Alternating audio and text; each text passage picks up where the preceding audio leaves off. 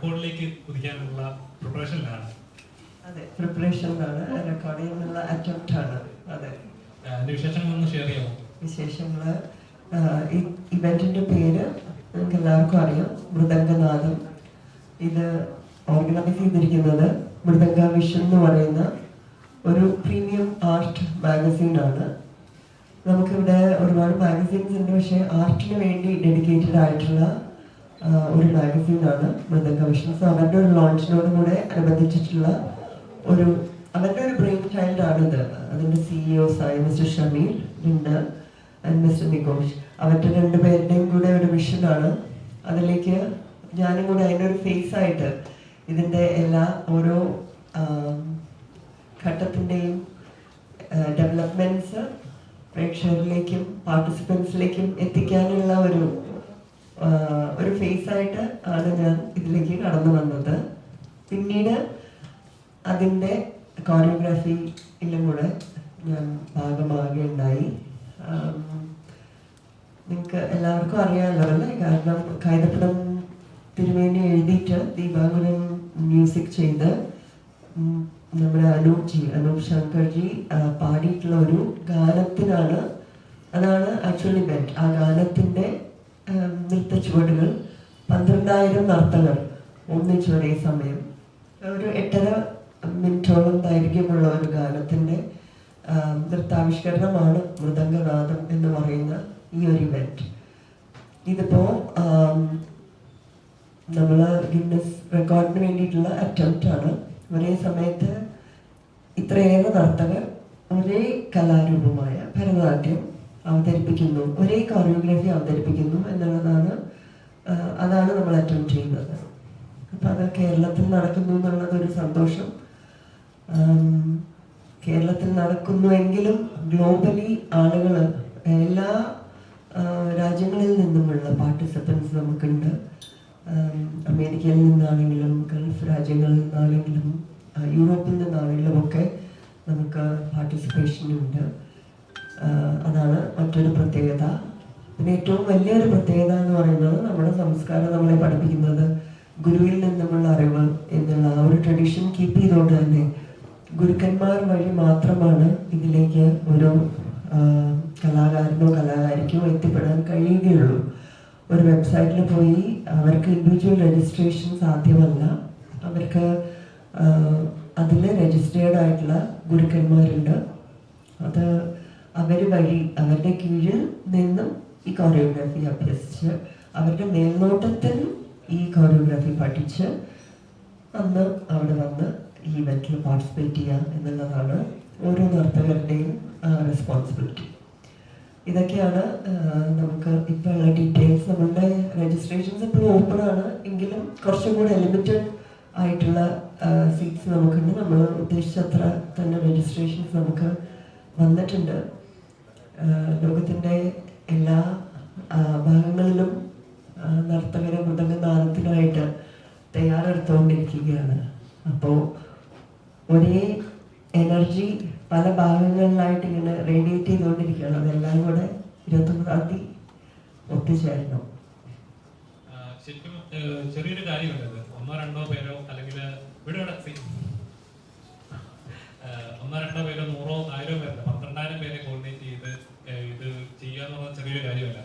ശരിക്കും ഒരു ഇൻസ്പിറേഷൻ എന്തായിരുന്നു ഇതിങ്ങനെ ചെയ്യണം എന്ന് തോന്നിയാലുണ്ടായ ഒരു എലമെന്റ് എന്തായിരുന്നു? ഇത് അവിടെ നിന്നാണ്, ഇവരുടെ ഈ സിഇഒസിന്റെ ഒരു വിഷനാണിത്. അപ്പൊ ഞാനും അദ്ദേഹത്തോടൊന്ന് ചോദിക്കുകയുണ്ടായി എന്താണ് ഇതിനുള്ള ഇൻസ്പിറേഷൻ. അപ്പൊ അദ്ദേഹത്തിന്റെ മറുപടിയും ഇത് തന്നെയായിരുന്നു. ഇതൊരു നമ്മൾ ഈ കലാരൂപത്തിനും നമ്മുടെ സംസ്കാരത്തിനും നൽകുന്ന ഒരു ട്രിബ്യൂട്ടാണ്. അത് നമ്മുടെ സംസ്കാരം, നമ്മുടെ പരമ്പരാഗതമായിട്ടുള്ള വാല്യൂസ് എല്ലാം പകർന്നു നൽകുക എന്നുള്ളൊരു റെസ്പോൺസിബിലിറ്റി ഇത് ഞാൻ മനസ്സിലാക്കിയതാണ്.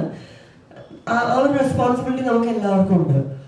അപ്പോൾ ഇത്തരം കാര്യങ്ങൾ, ഇത്തരം സംരംഭങ്ങൾ ഒരുക്കുമ്പോൾ നമ്മുടെ യുവതലമുറയ്ക്ക്, പ്രത്യേകിച്ച് ഇപ്പോൾ ഉള്ള സോഷ്യൽ മീഡിയ പ്രസൻസും എല്ലാം വഴി നമ്മുടെ യുവതലമുറയ്ക്ക് ഇതിലേക്ക് കൂടുതൽ ശ്രദ്ധ അതിലേക്ക് എത്തിക്കാൻ നമുക്ക് പറ്റുന്നുണ്ട്. അപ്പം നമ്മുടെ വാല്യൂസ് വിളിച്ചു കൊണ്ടുപോകാനായിട്ട് ഇപ്പോഴത്തെ ഏറ്റവും മോഡേൺ ടെക്നോളജി ഉപയോഗിക്കുവാൻ സാധിക്കുന്ന അതിൻ്റെ എല്ലാത്തിൻ്റെയും കൂടി ഒരു ബ്ലെൻഡായിട്ട് നല്ലൊരു ട്രിബ്യൂട്ട് ഭരതനാട്യം എന്നുള്ള കലാരൂപത്തിനും ഭാരതീയ സംസ്കാരത്തിനുമായിട്ടുള്ള ഒരു ട്രിബ്യൂട്ട്.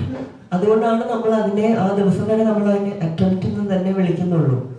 അന്നേ ദിവസമാണ് നമുക്ക് അതിൻ്റെ അറിയാൻ പറ്റുള്ളൂ എങ്ങനെയാണെന്നുള്ളത്. അതുവരെ ഇത് ഗിന്നസ് റെക്കോർഡ് അറ്റംപ്റ്റ് ആണ്. സോ അതാണ് ഒരു ട്രിബ്യൂട്ട് നൽകുക. പിന്നെ എന്നെ സംബന്ധിച്ച് പറഞ്ഞാൽ ഞാൻ ഇതിൻ്റെ ഒരു ഗ്രോത്ത് കാണുകയാണല്ലോ. എൻ്റെ സ്റ്റുഡൻസ് ആണെങ്കിലും അവർക്ക് ഇത് വളരെ വ്യത്യാസമാണല്ലോ, ഇത് നമുക്കിത് ഭരതനാട്യം നമ്മളൊരു ഭരതനാട്യം പ്രാക്ടീഷണർ അല്ലെങ്കിൽ നമുക്കിതിന് ഒരിക്കലും പങ്കെടുക്കാൻ സാധിക്കില്ല. 7 വയസ്സ് മുതൽ ഉള്ള കുട്ടികൾക്ക് പങ്കെടുക്കുവാൻ കഴിയും, പക്ഷെ ആ ഒരു ബേസ് ഇല്ലെങ്കിൽ കഴിയില്ല. അപ്പോഴും അങ്ങനെ ഒരു കലാരൂപം അഭ്യസിക്കണം എന്നുള്ളൊരു ചിന്ത ഒരു തലമുറയിലേക്ക് നമുക്ക് എത്തിക്കാൻ കഴിയുന്നു എന്നുള്ളതാണ് ഇതിന്റെ ഹൈലൈറ്റ് ആയിട്ട് ആസ് എ ഡാൻസ് പ്രാക്ടീഷണർ ഞാൻ കാണുന്നത്. തീർച്ചയായും സക്സസ്ഫുൾ ആവട്ടെ, അഭിമാനിക്കാൻ പറ്റുന്ന ഒരു കാര്യമാണ്. ദിവ്യ എന്ന് പറയുമ്പോൾ മലയാളം പ്രേക്ഷകർക്ക് എന്നും ഫേവറേറ്റ് ആയിട്ടുള്ള ഒരു ആക്ട്രസ് തന്നെയാണ്. ചെയ്യുന്ന സിനിമകൾ കുറച്ച് ചെയ്തിട്ടുള്ളൂ, പക്ഷെ അത് എന്തെങ്കിലും എന്നും ഇപ്പൊ ടി വി കാണുമ്പോഴും ഓർക്കുന്ന കഥാപാത്രങ്ങളാണ് ചെയ്തു വെച്ചിരിക്കുന്നത്. ഒരു ബ്രേക്ക് എടുത്ത് തിരിച്ച് വരാനുള്ള ശ്രമം പിന്നീട് ഒരു ബ്രേക്ക് എടുത്ത് പോയാലോ തിരിച്ചു വരാനുള്ള ശ്രമം പിന്നീട് നടത്തിയിരുന്നു? ശ്രമം എന്ന് പറയുന്നത് കുറച്ച് ഇൻവിറ്റേഷൻസ് പോലെ, അതായത് സ്ക്രിപ്റ്റ്സ് വന്നിരുന്നു, പക്ഷെ ആക്റ്റീവായിട്ട് അത് പെർസ്യൂ ചെയ്യാൻ എനിക്ക് പറ്റിയിട്ടില്ല. ഒന്നില്ലെങ്കിൽ നമ്മുടെ അവിടുത്തെ റെസ്പോൺസിബിലിറ്റീസ്, പ്രയോറിറ്റീസ്, ഡ്യൂട്ടീസ്, അങ്ങനെ ഡേറ്റ്സ് മാച്ച് ആവാണ്ട് വരെ അങ്ങനത്തെ കുറച്ച് കാര്യങ്ങൾ കൊണ്ട് സാധിച്ചിട്ടില്ല. ആഗ്രഹത്തിന്റെ അല്ല, അതൊരു കമ്മിറ്റ്മെന്റ് ആണ്. ആ ഒരു കമ്മിറ്റ്മെന്റ് എപ്പോഴും സ്നേഹവും താല്പര്യവും ഒക്കെ ഉണ്ട്, പക്ഷെ ആ ഒരു കമ്മിറ്റ്മെന്റ് നമുക്ക് അന്നേ ആ സമയത്ത് നമുക്ക് നൽകാൻ കഴിയണമല്ലോ. അപ്പൊ അതിനുള്ള നേരത്തെ അതിന് സാധിച്ചില്ല, അതുകൊണ്ട് അത്രേ ഉള്ളൂ.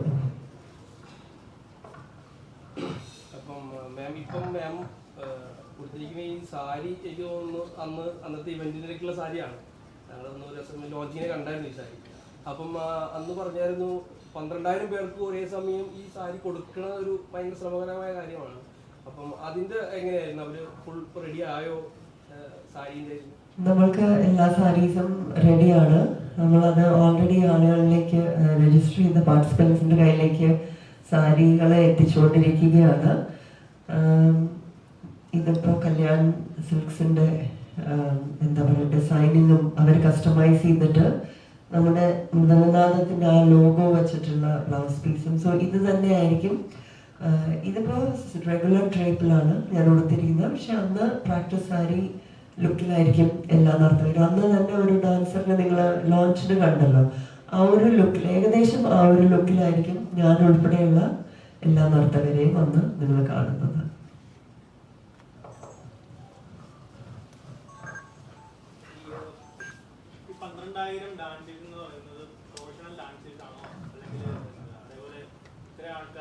പ്രാക്ടീസ് സെക്ഷൻ ഉണ്ടാവും, ഇത്ര ആളുകൾ ഉൾപ്പെട്ടുള്ള ഡാൻസിന് പ്രാക്ടീസ് സെക്ഷൻ ഉണ്ടാവും, അതോ അല്ലെങ്കിൽ അറ്റംപ്റ്റ് എന്നുള്ള രീതിയിൽ ഒരുമിച്ച് അന്നേരമായിരുന്നു ഇത്ര ആളുകൾ ഡാൻസ് ചെയ്യും? പ്രാക്ടീസ് സെഷൻസ് ഒറ്റയടിക്ക് എല്ലാവർക്കും കൂടിയല്ല, ചെറിയ ചെറിയ ഗ്രൂപ്പ്സ് ആയിട്ടുള്ള പ്രാക്ടീസ് സെഷൻസ് ആണ് ഈ ടീച്ചേഴ്സ് ഞാൻ പറഞ്ഞ പോലെ നമ്മൾ ഏൽപ്പിച്ചിരിക്കുന്ന ഈ ഗുരുക്കന്മാരാണ് പ്രാക്ടീസ് സെഷൻസ് ഷെഡ്യൂൾ ചെയ്യുന്നത്. അത് അവരുടെ കീഴിലുള്ള അവരുടെ അടിയിൽ രജിസ്റ്റേർഡ് ആയിട്ടുള്ള പാർട്ടിസിപ്പൻസുമായിട്ട് അവർ കോർഡിനേറ്റ് ചെയ്ത് അവരാണ് ക്രിയേറ്റ് ചെയ്യുന്നത്. അവർ പ്രാക്ടീസ് സെഷൻസ് സെപ്പറേറ്റ് ആയിട്ട് അവർ ചെയ്യും. എല്ലാവരും പ്രൊഫഷണൽ എന്ന് ഉദ്ദേശിക്കുന്നത് ഡാൻസ് തന്നെ പഠിപ്പിക്കുകയും പെർഫോം ചെയ്യുകയും ചെയ്യുന്നവർ മാത്രമാണോ എന്ന് ചോദിച്ചാൽ അല്ല. ഡാൻസ് പ്രാക്ടീഷണേഴ്സ് ആയിട്ടുള്ള എല്ലാവരും ഇതിൻ്റെ ഭാഗമാണ്. ഡാൻസ് പഠിക്കുന്നവർ, ഡാൻസിനോട് സ്നേഹമുള്ളവർ, ഡാൻസ് പഠിപ്പിക്കുന്നവർ, അങ്ങനെ എല്ലാ കാറ്റഗറിയിലുള്ളവരും, ഡാൻസ് പെർഫോം ചെയ്യുന്നവർ, ഡാൻസ് പ്രൊഫഷനായിട്ട് ചൂസ് ചെയ്തേക്കിരിക്കുന്നവർ, അങ്ങനെ എല്ലാ കാറ്റഗറീസിലുള്ളവരും ഇതിൻ്റെ ഭാഗമാവും. നമ്മൾ ഏജ് ഗ്രൂപ്പ് വെച്ചിരിക്കുന്നത് 7 വയസ്സ് മുതൽ എനി ഏജ് ഡാൻസ് കളിക്കുന്ന പഠിച്ചിട്ടുള്ളവർക്ക് ഉള്ള ഇതാണ്. അപ്പോൾ അതിൻ്റെ പ്രാക്ടീസ് സെഷൻസ് എന്ന് പറയുന്നത് ടീച്ചേഴ്സാണ് കോർഡിനേറ്റ് ചെയ്യുന്നത്. സെപ്പറേറ്റ് ആയിട്ട് അവരുടെ കീഴിൽ അവർ തന്നെയാണ് കോർഡിനേറ്റ് ചെയ്യുന്നത്. അന്നേ ദിവസം നമുക്ക് 50 പേർക്കൊരു മോണിറ്റർ എന്നുള്ള രീതിയിൽ നമ്മൾ അറേഞ്ച് ചെയ്തിട്ടുണ്ട്.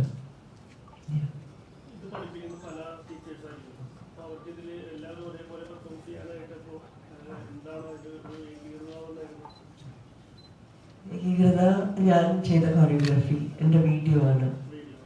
അപ്പൊ ഇവിടുന്ന് സംഗീതം ചെയ്തിട്ട് എനിക്ക് അവിടെ അമേരിക്കയിലേക്ക് അയച്ചു തന്നു. അമേരിക്കയിൽ ഞാനത് കോറിയോഗ്രാഫി ചെയ്ത് അതിൻ്റെ വീഡിയോ എടുത്ത് മൃദംഗ വിഷന് എത്തിച്ചു കൊടുത്തു. രജിസ്റ്റർ ചെയ്യുന്ന പാർട്ടിസിപ്പൻസിലെല്ലാവർക്കും ഈ വീഡിയോസ് കിട്ടും. ഈ ടീച്ചേഴ്സിൻ്റെ കയ്യിൽ ഈ വീഡിയോസ് ഉണ്ട്. സോ ആ വീഡിയോ ആണ് ഒരു കോമൺ ഫാക്ടർ എല്ലാ ഡാൻസറിനും. സോ അതിലെ കോറിയോഗ്രാഫീസ് എക്സാക്ട്ലി ആണ് ഇവർ മനഃപ്പാഠമാക്കി പഠിച്ചുകൊണ്ട് വരുന്നത്. നമ്മൾ ബേസിക് ആയിട്ട് ആ വീഡിയോയിൽ ഒരു സ്റ്റൈൽ മെയിൻറ്റെയിൻ ചെയ്തിട്ടുണ്ട്. സോ പല സ്റ്റൈൽ എന്ന് പറഞ്ഞാലും നമ്മൾക്ക് നമ്മുടെ ഫോണ്ടുകൾ പലതാണെങ്കിലും ലെറ്റേഴ്സ് സെയിം ആണല്ലോ. അതുപോലെ തന്നെയാണ് ഇതും. നമ്മൾ ബേസിക് ആയിട്ടുള്ള ചെയ്യുന്ന രീതികൾ സെയിം ആണ്. കുറച്ച് ഇപ്പോൾ കണ്ണിൻ്റെ ചലനങ്ങൾക്കോ ശരീരത്തിൻ്റെ വളയുന്ന രീതിക്കൊക്കെ മാറ്റങ്ങൾ വരുന്നുള്ളൂ. അല്ലാണ്ട് വളരെ നമ്മൾ കണ്ടാൽ ഇതും അതും അറിയാത്ത രീതിയിലുള്ള വ്യത്യാസങ്ങളല്ല. ഭരതനാട്യം ബാണി എന്നാണ് എന്ന് പറയുന്നത്. അപ്പൊ ആ ബാണികൾക്ക് അങ്ങനെ ഒരു ഭയങ്കര വ്യത്യസ്തതയില്ല.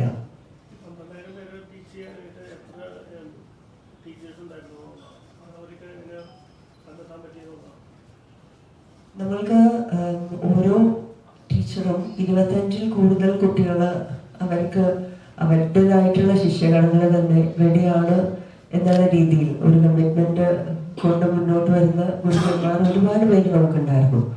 അപ്പോൾ അവരുടെ ടീച്ചേഴ്സിനെ അവരുടെ സ്റ്റുഡൻസിനെ അവർ തന്നെ ട്രെയിൻ ചെയ്യാന്നുള്ള രീതിയിൽ അങ്ങനെ നമുക്ക് ഒരുപാട് ടീച്ചേഴ്സ് ഇത് കണ്ടറിഞ്ഞ് നമ്മൾക്ക് ഇതിൻ്റെ ഭാഗമാകണം എന്നുള്ള രീതിയിൽ നമുക്ക് ഏകദേശം 300 to 500 ഗുരുക്കന്മാർ നമ്മളെ സപ്പോർട്ട് ചെയ്തുകൊണ്ട് ഇതിന് വേണ്ടിയിട്ട് മുന്നോട്ട് വന്നിട്ടുണ്ട്. അപ്പം അവരാണ് കുട്ടികളെയൊക്കെ ട്രെയിൻ ചെയ്യുന്നത്. ചെയ്യുന്ന കഥാപാത്രങ്ങൾ തന്നെ ഇപ്പൊ ഫ്രണ്ട്സിലെ ഉമ്മയായാലും ശരി, നമ്മുടെ ഉസ്താദിലെ പപ്പയായാലും ശരി, ആകാശങ്ങളിലെ നായയായാലും ശരി, അപ്പം ആ ചെയ്യുന്ന കഥാപാത്രങ്ങളായിട്ട് നിലനിൽക്കുക എന്ന് പറഞ്ഞാൽ ആളുകളുടെ മനസ്സിൽ നിലനിൽക്കുക എന്ന് പറയുന്നത് വലിയൊരു കാര്യമാണ്. അപ്പം ഉസ്താദിലെ പപ്പയുടെ കഥാപാത്രമായാലും ഇങ്ങനെ ഒരു ഏട്ടനനിയത്തി ആ സ്ക്രീനിൽ കാണുമ്പോൾ നമുക്കത് അത്രയും ഫീൽ ചെയ്യുന്നുണ്ട്. അപ്പോൾ ആ സമയത്തൊക്കെ വലിയൊരു ഇതായിരുന്നു. ഇപ്പോൾ ഒരു ഫേസ്ബുക്കിൽ ഒരു സ്റ്റാറ്റസ് കണ്ടാലോ അല്ലെങ്കിൽ വാട്സാപ്പിൽ സ്റ്റാറ്റസ് നമുക്ക് കാണാറുണ്ട്. എത്രത്തോളം ഫേവറേറ്റ് ആണ് ഇപ്പോഴും ആ മൂവ്മെന്റുകൾ നോക്കാറുണ്ടോ ലാൽ സാറായിട്ട്? തീർച്ചയായിട്ടും അത് ഇപ്പോഴും നമുക്ക് മെസ്സേജസും ഗ്രീറ്റിംഗ്സും ഒക്കെ വരാറുണ്ട്. പിന്നെ അതൊക്കെ നിങ്ങളൊക്കെ ഉള്ളതുകൊണ്ടാണ് അതൊക്കെ ഓർത്തുകൊണ്ടേ ഇരിക്കാൻ പറ്റുന്നത്. നിങ്ങളൊക്കെ ആണല്ലോ ഇതൊക്കെ ക്രിയേറ്റ് ചെയ്ത് മെമ്മറീസും റീൽസും ഒക്കെ ആയിട്ട് പിന്നെയും പിന്നെയും നമ്മളെ ഇങ്ങനെ മനസ്സിൽ സന്തോഷം നൽകിക്കൊണ്ടിരിക്കുന്നത്. സോ സന്തോഷം തന്നെയാണ്. ഇപ്പോഴത്തെ ജനറേഷനും അതൊക്കെ ഓർക്കുന്നു എന്ന് അറിയുന്ന സന്തോഷം തന്നെയാണ്. ഇപ്പോഴത്തെ സിനിമകളൊക്കെ കാണുന്നുണ്ടാവില്ല. അപ്പം അതേപോലത്തെ ഫാമിലി ഓറിയന്റഡ് ആയിട്ടുള്ള അല്ലെങ്കിൽ ഇച്ചിരിയുടെ ഓർത്തിരിക്കാൻ പറ്റുന്ന സിനിമകൾ അങ്ങനെ മിസ് ചെയ്യുന്നുണ്ട്. ഇപ്പോഴത്തെ ഒരു കുറച്ചുകൂടെ റിയലിസ്റ്റിക് ആയിട്ട് സിനിമകൾ വരുമ്പോൾ അല്ലെങ്കിൽ കുറച്ചുകൂടെ വയലൻസ് ഉള്ള സിനിമകൾ വരുമ്പോൾ അങ്ങനത്തെ ഫാമിലി ഓറിയന്റഡ് സബ്ജക്റ്റുകൾ മിസ് ചെയ്യുന്നത് വരുന്നുണ്ടോ മലയാള സിനിമ? ഇല്ല, നമ്മളുടെ എല്ലാ ജോണറിലുള്ള സിനിമകളും പുറത്ത് വന്നുകൊണ്ടേ ഇരിക്കുന്നുണ്ടെന്നാണ് എനിക്ക് തോന്നിയിട്ടുള്ളത്. ഞാൻ ആക്റ്റീവായിട്ട് സിനിമ കാണുന്ന ആളാണ്. അപ്പം എനിക്കങ്ങനെ ഒരു ജോണറിലും നമ്മൾ പിന്നോക്കം പോയി എന്ന് തോന്നിയിട്ടില്ല ഇതുവരെ.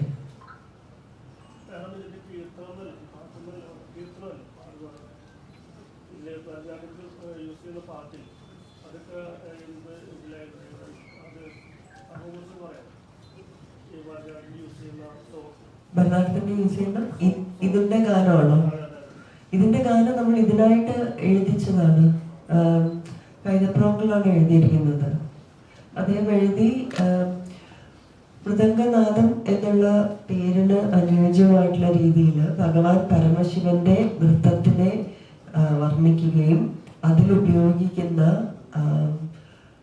വാദ്യോപകരണങ്ങളെയും സംഗീതത്തെയും അത് ഭൂമിയിൽ ഉണ്ടാക്കുന്ന ചലനത്തിനെയും ഒക്കെ പ്രകീർത്തിച്ചുകൊണ്ടുള്ള ഒരു ഗാനമാണ് കൈതപ്രോക്കൾ എഴുതിയിരിക്കുന്നത്. അതിനാണ് നമ്മൾ നൃത്തം ചെയ്യുന്നത്. 12,000 ഇത് പറയും. ആ നമ്പറിലേക്ക് എന്തുകൊണ്ട് എത്തി? അതിന് എന്തെങ്കിലും പ്രത്യേകത ഉണ്ടോ? അതിനെ കുറിച്ച് അന്ന് അദ്ദേഹം എന്തോ പറഞ്ഞിരുന്നു അല്ലെ? ശ്രീനിവാസ് എന്തോ പറഞ്ഞിരുന്നു. ശരിക്കും 10,200 ആണ്. നമുക്ക് എപ്പോഴാണെങ്കിലും 12,000 വെച്ച് കഴിഞ്ഞാൽ നമുക്ക് അവിടെ ഒരു എന്തായാലും കുറച്ച് ആബ്സെൻസ് ഉണ്ട്. 10,201 10,200 കവിഞ്ഞാൽ നമ്മൾക്ക് നമ്മളെ ഉദ്ദേശിക്കുന്ന ഒരു അറ്റംപ്റ്റിനുള്ളതായി, പക്ഷെ നമ്മൾ എക്സ്ട്രാ ഒരു സേഫ് ബഫർ സോൺ വെച്ചിരിക്കുകയാണ്.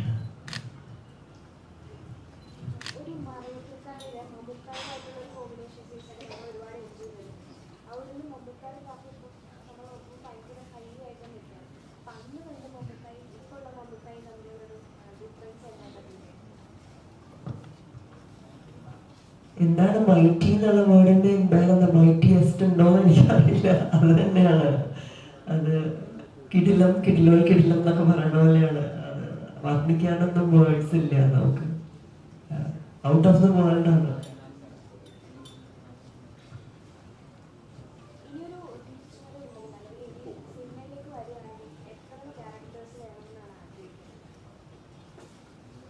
നമ്മളന്നും അങ്ങനെ ആഗ്രഹിച്ചിട്ടൊന്നുമല്ല ക്യാരക്ടേഴ്സ് സെലക്ട് ചെയ്തത്, കഥകൾ കേട്ടിട്ടൊന്നുമല്ല. ഡയറക്ടേഴ്സിന്റെ മനസ്സിൽ തെളിഞ്ഞ സ്ക്രിപ്റ്റില് നമ്മളുടെ മുഖം വന്നതുകൊണ്ട് അത്രയൊക്കെ ബ്യൂട്ടിഫുൾ ആയിട്ടുള്ള സിനിമകളുടെ ഭാഗമായി. സോ അപ്പോൾ അതെല്ലാം കംപ്ലീറ്റ്ലി സ്ക്രിപ്റ്റിനും ഡയറക്ടേഴ്സിനും അവിടേക്കും വിട്ടുകൊടുത്തിരിക്കുകയാണ്. അങ്ങനെ പെർട്ടിക്കുലർ ഒന്നുമല്ല. ഇനിയൊരു അവസരം വരുവാണെങ്കിൽ ആരോട് അഭിനയിക്കാനുണ്ട് കൂടുതൽ? മോഹൻലാലാണോ മമ്മൂക്കയാണോ? അങ്ങനെയൊന്നുമില്ല. നമ്മൾ അങ്ങനെയൊന്നും ചിന്തിക്കുന്നില്ലല്ലോ. ഇതിലിപ്പോ സിനിമ എന്ന് പറയുന്നത് ഒരു മീഡിയം അല്ലേ, അതില് സിനിമയല്ലേ കിങ്. സിനിമ തീരുമാനിക്കണം. എന്തായാലും സക്സസ്ഫുൾ ആവട്ടെ, നല്ലൊരു അറ്റംപ്റ്റ്. ഈ അറ്റംപ്റ്റ് വളരെ സക്സസ്ഫുൾ, കേരളത്തിൽ അഭിമാനിക്കാൻ പറ്റുന്ന ലെവലൊരു അച്ചീവ്മെന്റ് ആയി മാറട്ടെ, നല്ലൊരു റെക്കോർഡായി മാറട്ടെ. ഇത് താങ്ക് യു സോ മച്ച്. ഇതില് അമേരിക്കയിൽ ആരെങ്കിലും പങ്കെടുക്കുന്നുണ്ടോ? എൻ്റെ കുറച്ച് സ്റ്റുഡൻസ് വരുന്നുണ്ട്. അവര് ക്രിസ്മസ് കഴിയുമ്പോൾ ഇവിടെ എത്തും. അപ്പോൾ അവരും ഇതിൻ്റെ ഭാഗമാകുന്നുണ്ട്. എനിക്കറിയാവുന്ന എൻ്റെ സ്റ്റുഡൻസ് വരുന്നുണ്ട്. പക്ഷെ അത് ഹ്യൂസ്റ്റൺ എന്ന് പറഞ്ഞു ഞാൻ ജീവിക്കുന്ന ആ സിറ്റിയിൽ നിന്നാണ്. പക്ഷെ അത് കൂടാണ്ട് പല സ്റ്റേറ്റ്സിൽ നിന്നും വരുന്നുണ്ട്. അമേരിക്കയിൽ നിന്ന് തന്നെ ഒരുപാട് രജിസ്ട്രേഷൻസ് ഉണ്ട് നമുക്ക്.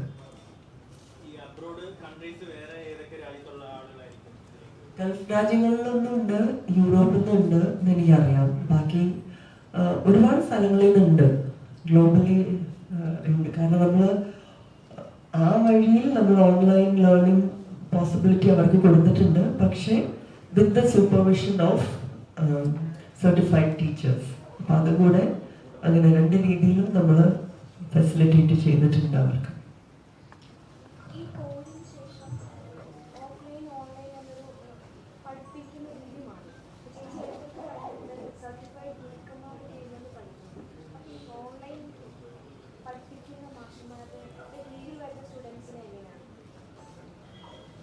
അല്ല, ഓൺലൈൻ ആക്സസ് ടു ലേണിംഗ്, ഈ ലേണിംഗ് വീഡിയോ നമ്മൾ കൊടുത്തിട്ടുണ്ടെന്നേ ഉള്ളൂ. പിന്നെ അവർക്ക് നമ്മൾക്ക് സഹായിക്കാൻ മുന്നോട്ട് വന്നിരിക്കുന്ന ഈ ഗുരുക്കന്മാരാണ് ഞാൻ ഉദ്ദേശിച്ചത്. ഇതിന്റെ ഭാഗമായിട്ട് നിൽക്കുന്ന ഗുരുക്കന്മാര് അവർക്ക് അവരോട് കമ്മ്യൂണിക്കേറ്റ് ചെയ്ത് അവരുടെ അടുത്ത് വന്ന് ഇവര് അഭ്യസിച്ചിട്ടാണ്. അതിപ്പോ മറുനാട്ടിൽ എവിടെയെങ്കിലുള്ള കുട്ടിയാണെങ്കിൽ ഇവിടെ വന്ന് ഇൻ പേഴ്സൺ ആ ഗുരുവിന്റെ കീഴിൽ ഈ ഐറ്റം എങ്ങനെയാണ് പഠിച്ചിട്ടുള്ളത്, എന്തൊക്കെയാണ് കറക്ഷൻസ് ഉള്ളതെന്ന് ആ ഗുരു നോക്കി കറക്റ്റ് ചെയ്തിട്ട് ആണ് ആ കുട്ടി ഈ ഇവന്റിലേക്ക് എത്തുള്ളൂ. അത്രയും അറേഞ്ച് ചെയ്യാനായിട്ട് നമ്മൾ അവരെ ഏൽപ്പിച്ചിട്ടുണ്ട്. അപ്പൊ അത് ആ ഡേറ്റും അവരുടെ കൺവീനിയൻസും ഒക്കെ നമ്മൾ അവർക്ക് വിട്ടുകൊടുത്തിരിക്കുകയാണ്. അത് ആ ഒരു ഗുരുവും അവരുടെ കീഴിൽ രജിസ്റ്റർ ചെയ്തിരിക്കുന്ന ഈ ഒരു സ്റ്റുഡൻറ്റും തമ്മിലുള്ള കമ്മ്യൂണിക്കേഷനാണ്.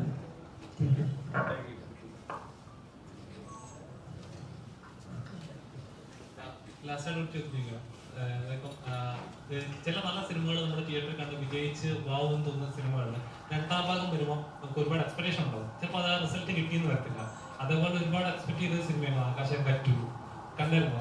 ആകാശഗംഗ 1 കണ്ടിട്ട് ആ ഒരു ഒരുപാട് നെഗറ്റീവ് ആയി പോയി. ആകാശഗംഗ 2 ഇറങ്ങിയപ്പോൾ ഉണ്ടാക്കി വെച്ച ആ ഒരു ഇമേജ് അല്ലെങ്കിൽ ആ ഒരു തട്ട് ഇറങ്ങിയ പോലെ ഫീൽ ചെയ്തായിരുന്നു. അങ്ങനെ കണ്ട ഫീൽ ചെയ്തായിരുന്നു? അങ്ങനെ എനിക്ക് ഫീൽ ചെയ്തില്ല. ചിലവർക്ക് പോസിറ്റീവായിട്ടുള്ള റെസ്പോൺസസ് ഉണ്ടായിരുന്നു എന്ന് തന്നെയാണ് ഞാൻ അറിഞ്ഞത്. അങ്ങനെ വലിയ രീതിയിൽ ഞാൻ ജഡ്ജ് ചെയ്യാറൊന്നുമില്ല. പ്രത്യേകിച്ച് നമ്മളും കൂടെ ഭാഗമായിട്ട് നിൽക്കുന്ന ഒരു കാര്യമാണ്. അങ്ങനെ നമ്മള് അതെന്താന്ന് വെച്ചാൽ ഇത്രയും വർഷങ്ങൾക്ക് ശേഷം ഒരു രണ്ടാം ഭാഗം വരുമ്പോൾ പലരുടെയും മനസ്സിൽ പല രീതിയിലുള്ള ഇതായിരിക്കും. അപ്പൊ അതിന്റെ ഒക്കെ ഭാഗമായിട്ടാണെന്ന് തോന്നുന്നു. എല്ലാത്തിനും നമുക്ക് പോസിറ്റീവും നെഗറ്റീവും ഉണ്ടല്ലോ. സോ അത് ഓരോരുത്തരുടെ ഒപ്പീനിയൻ ആണ്. I think.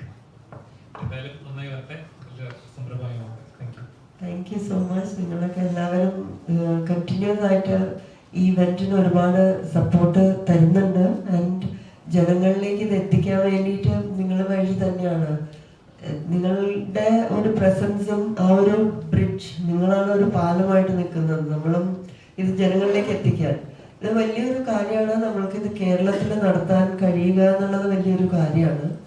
അപ്പോൾ അത് നിങ്ങളുടെയൊക്കെ സപ്പോർട്ട് ഉള്ളതുകൊണ്ട് മാത്രമാണ് ഇത്രയും സുഗമമായിട്ട് നമുക്കിത് നമ്മളുടെ ഒരു ഡ്രീമിലേക്ക് നമുക്ക് നടന്നെടുക്കാൻ കഴിയുന്നത്. അപ്പോൾ തുടർന്നും സ്നേഹവും സപ്പോർട്ടും ഒക്കെ കണ്ടിന്യൂസ് ആയിട്ട് ഉണ്ടാകണം. And thank you so much. നമുക്ക് വേണ്ടിയിട്ട് രണ്ട് മുദ്ര എന്തെങ്കിലും ഇങ്ങനെ മുദ്രയാണ്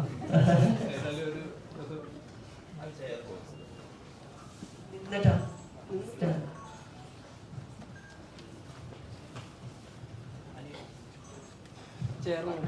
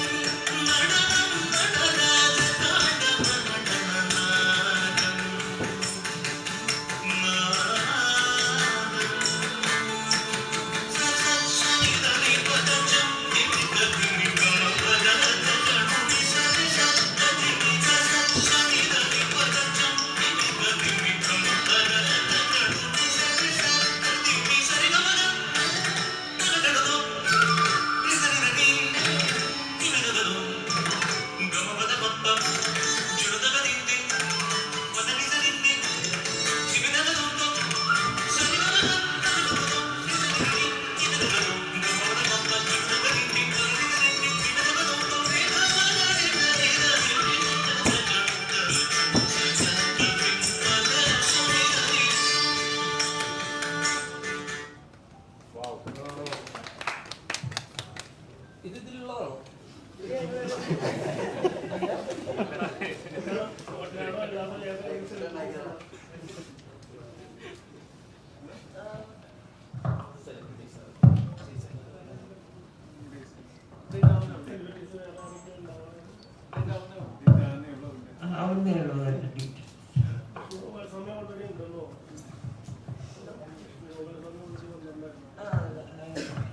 കോസ്റ്റ്യൂം ലോഞ്ച്